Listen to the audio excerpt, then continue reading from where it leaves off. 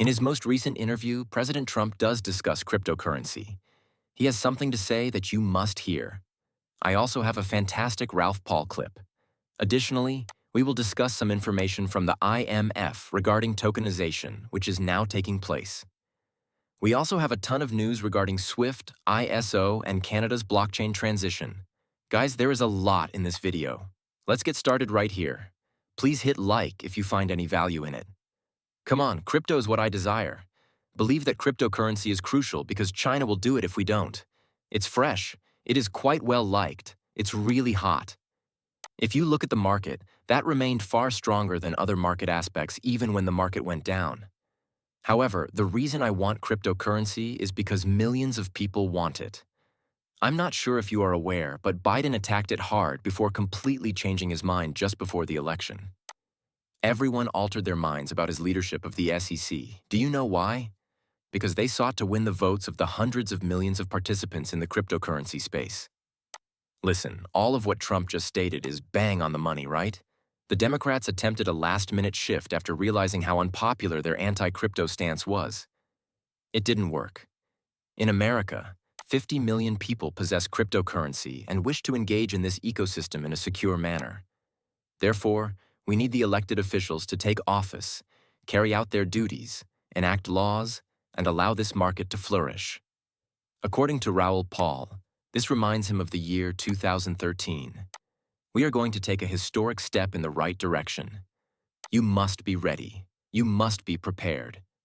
I understand you. We're far from any place, and we're not even close to our cycle top indicator. Indeed, extremely low levels, similar to those we had prior to the biggest bull run in history in 2013. I'm simply saying that, but I'm not promising it. From a probabilistic perspective, the future looks quite promising. See no cause for alarm. Lastly, the construct is the same for the famous banana zone chart. It's not a mystery. The cycle of debt is being repeated. The debts aren't being rolled over. They are acting in a similar manner. Every cycle has nothing to do with a half cycle or any of that. The funding of debts and the liquidity cycle are what drive everything. Get banana number 1, or phase 1 of the banana zone, for each phase. Banana number 2, the correction zone, arrives. Third banana, another correction. Thus, the banana zone is this. Thus, in 2020, that is what took place. I want everyone to take a moment to consider this. If you haven't experienced a bull market, you know that it happens swiftly. These tops, you know, might occasionally appear on a project in a matter of days before beginning to retract. Or occasionally you have a peak, after which it will descend again and attempt to attain the same height. There will be a dump once you have a double top, you know. Thus, if you want to take advantage of these tops, you really need to be ready and keep an eye on the market as it happens. Take caution and avoid FOMO. We'll go on to the next stage of corrections if you do everything correctly. It will be more difficult because the next time it occurs, there will be a 35% drop, and everyone will question, is it over? And you'll be certain that it's over. On Twitter, everyone will tell you that it's over, but it won't be. According to our research, the business cycle's extension and the longer duration of higher interest rates indicate that, probabilistically, though with no guarantees, the entire situation will likely continue into Q1, possibly Q2 or 2026, which would coincide with Trump's attempts to win the midterm elections. Thus, everything is prepared for us. I believe it began. Thus, maintain your trust. Considering how unpopular it is on both sides of the aisle, Trump will have to figure out his trade policy, tariffs, and other issues if he is to win the midterm elections. Individuals are aware that tariffs are essentially an extra tax that they must pay when they purchase these goods, because they will be marked up. Therefore, theoretically, the government collects all of the money from American corporations that paid to import it, and we also pay the companies more money. They must therefore resolve this. I believe they are aware that this is a significant issue for all of us. And you know, I really think that we are going to witness something amazing throughout the next year or year and a half. I went on vacation in 2022, so I have a vivid memory of the market. I went on vacation.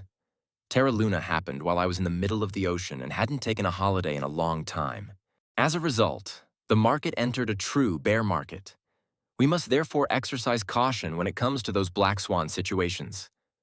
Listen, the transition to tokenization is currently taking place. Let's listen, IMF. Additionally, you are creating a governance and procedure framework for banks to tokenize their assets on this network. For instance, you can tokenize deposits, bonds, money market funds, and stocks.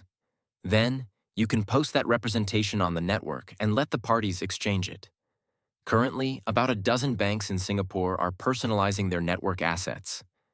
A few months ago, Standard Chartered Bank made the announcement that they would be tokenizing their trade receivables.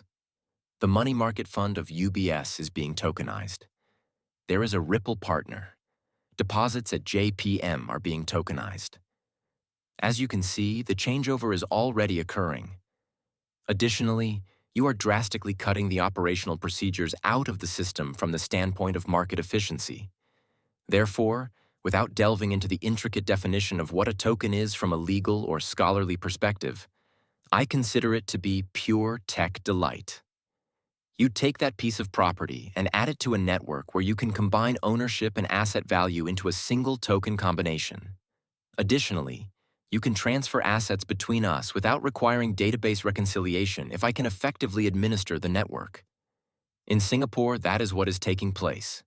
You therefore believe that something has the potential to be transformative. It is transforming. I believe we have been discussing this on the channel for years. You knew this was going to happen.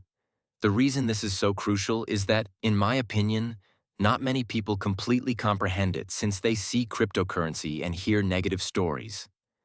Whatever they think it is, you know? However, you and I both know that once this value is tokenized, it will be added to the blockchain on which it is tokenized. Alright, so if you generate $1 trillion in revenue, or whatever it is, $1 trillion in debt, right? And you include it in the XRP ledger, for example. The XRP ledger's market capitalization will rise significantly as a result. Many people believe that if you bring in $1 trillion, the market capitalization will also rise by $1 trillion. However, we know that even $40 or $50 million can cause the market capitalization to shift by billions of dollars. Thus, in this case, the market cap multiplier will be applied. Consider a multiplier of 25 or 50x.